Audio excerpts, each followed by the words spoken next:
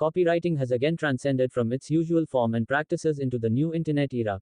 Copywriting is utilized by the professional SEO businesses, also known as internet content writing, web content writing, amongst other terms. This article will try to tell you about the basics of copywriting and its advanced application on the SEO aspect. This article aims to provide the beginners in the search engine optimization industry an in-depth but friendly guide to SEO content writing, as well as providing the more advanced copywriters with a guide to remind them of the several tricks they might have forgotten about the craft. This guide shall be divided into the 3 parts of the copywriting process: the before, during, and after. This is the first part of the guide dealing with the things a copywriter must do before writing the copy. Succeeding parts shall be posted separately because of the before doing any writing, you should first know the purpose why you're writing that content. Your purpose should be clear and definite so no equivocation of ideas will exist that might confound your readers. Is the writing for sports? Is it for entertainment? Is it educational? These things should be clear on your mind before you write your copy, so a natural flow will exist as you write. Another thing to consider is to know whom are you writing for and who are the people you wish to convey the message to. Knowledge of your audience will give you many benefits. People with different cultures only respond to a specific approach you use. Technical terms would be very trivial when talking to beginners, while spelled out and explained details would be very time consuming for experts.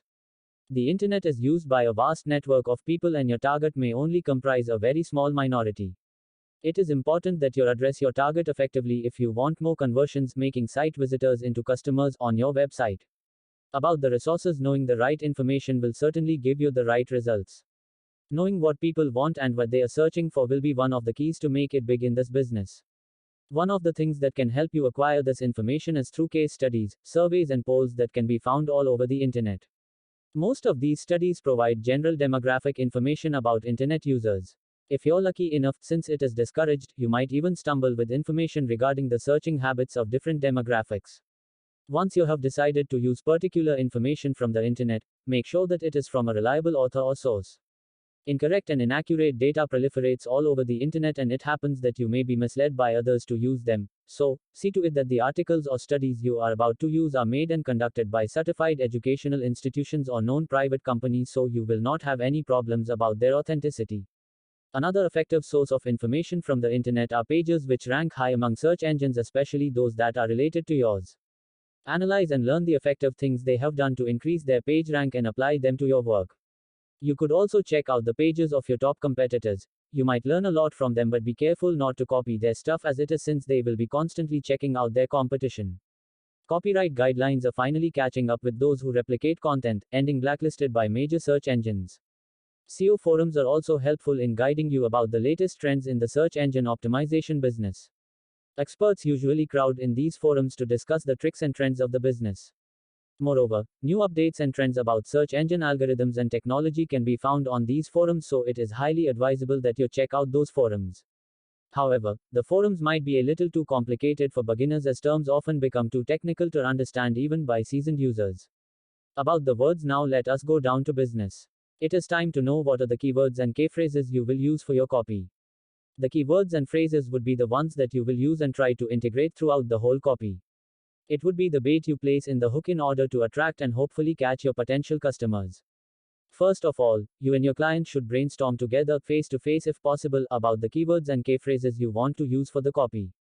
It is important that you brainstorm together so that you will be able to stay true to the brand and have an effective choice for use in the search engine optimization efforts.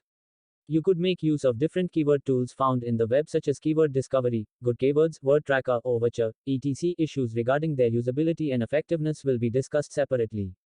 These tools can be downloaded or used directly over the internet should you choose to utilize it.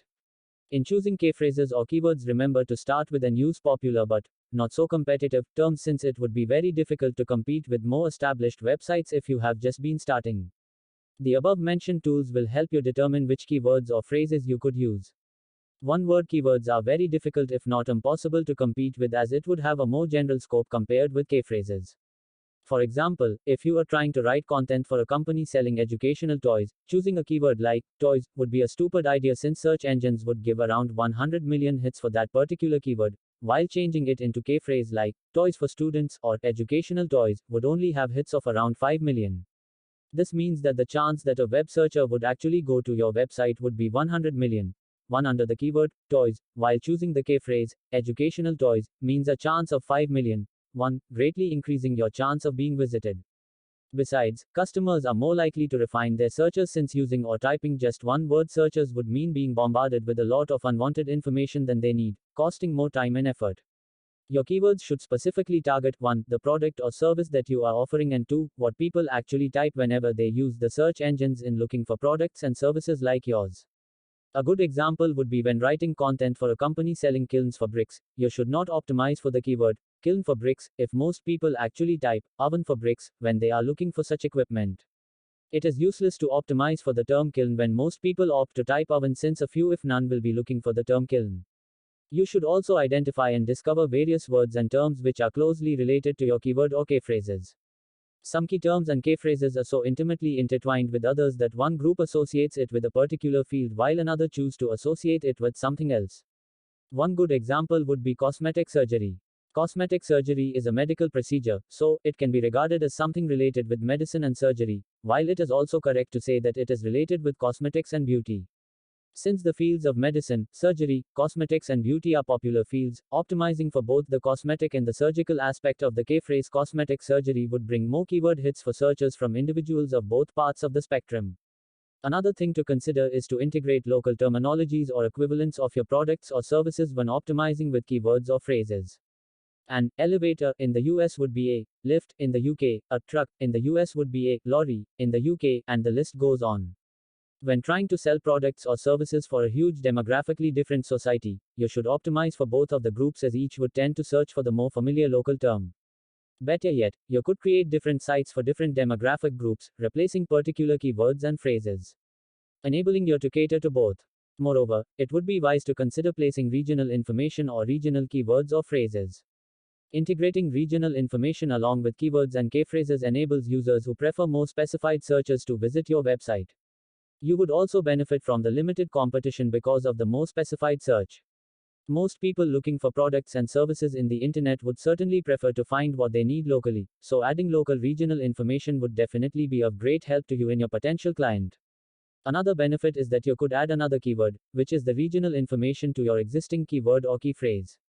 For example, instead of having just plumbing services, add Atlanta before plumbing services.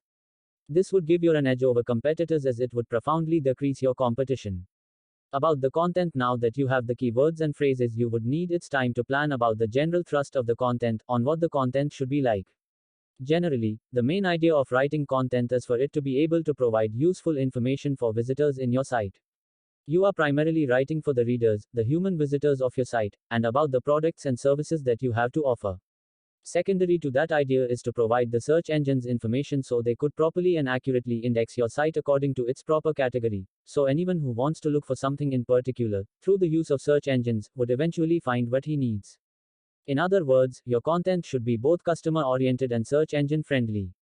In order to do that, you need to plan properly on how to do your copywriting. The whole text should be able to give them what they need and want to know about the products and services you have. Hence, it is highly advisable that you read a lot of information about the subject product or service before you write the actual copy. The goal is to become extremely knowledgeable about the product, so you can explore all the possibilities and play with its strengths and weaknesses and write everything that is needed. One important thing to remember is to write content that is unique. Copying content is not only plagiarism and cheating but is also a serious offense that could cause painful penalties under existing copyright laws. More and more intellectual property rights watchdogs are reporting cases of content stealing and have gained some grounds over the years. Major search engines are now penalizing sites which illegally acquire content from other sources. Penalties include permanently putting sites under a blacklist, sort of a permanent not to contact sites, for crawlers. Lawsuits and cases about web content writing are now increasing day by day, with more countries enacting laws on intellectual property rights. The risks are just too great if you plagiarize and copy content. So make sure that you quote or place endnotes when you choose to use parts of others' content. And lastly, your content should be written in plain, simple, and natural language so as not to destroy the natural flow of words as you write. Highly technical words and terms should be reserved for highly technical discussions, and should be discouraged for everyday internet use. About the mood. You might be wondering what a section about mood is doing in a SEO copywriting article. Well, it certainly has a lot to do about content writing. The mood of the reader would certainly affect the way he views a certain product or service. If you did not properly take care of the emotional side of your customer with your writing, consider him gone. Individual moods are affected by a lot of factors. Although primarily it is internal, external factors could also affect his mood significantly, and luckily what that individual reads as one of them. First of all, you should be in the mood for writing. Good copies are mostly written by writers who are either inspired or enlightened with what they are about to write. Content writers should make sure that they are in this special mood, because the consequence of the opposite would be a very bad copy. A reader is also likely to be drawn by an emphatic copy written superbly, which would eventually end up making the reader get what you are offering. One thing you could do to achieve that is to utilize emotional appeal to the reader. Try to integrate personal articles like you, we, and us more often. Try to get your visitors as involved as possible. Avoid being too passive, as it would prevent you from establishing a connection or a relationship with your target reader. Keep your readers or customers engaged with your site. Make them think and interact by asking questions, giving riddles or trivia. All these create an air of friendliness for potential customers, and once you've made them comfortable reading, they are more likely to respond positively to you. As much as possible, make them do all their transactions within your site. Give out all the details about what you are offering so that can know everything they need to know. Trying to get online visitors ask questions and product or service information offline will be too cumbersome for them, so be as accessible as possible.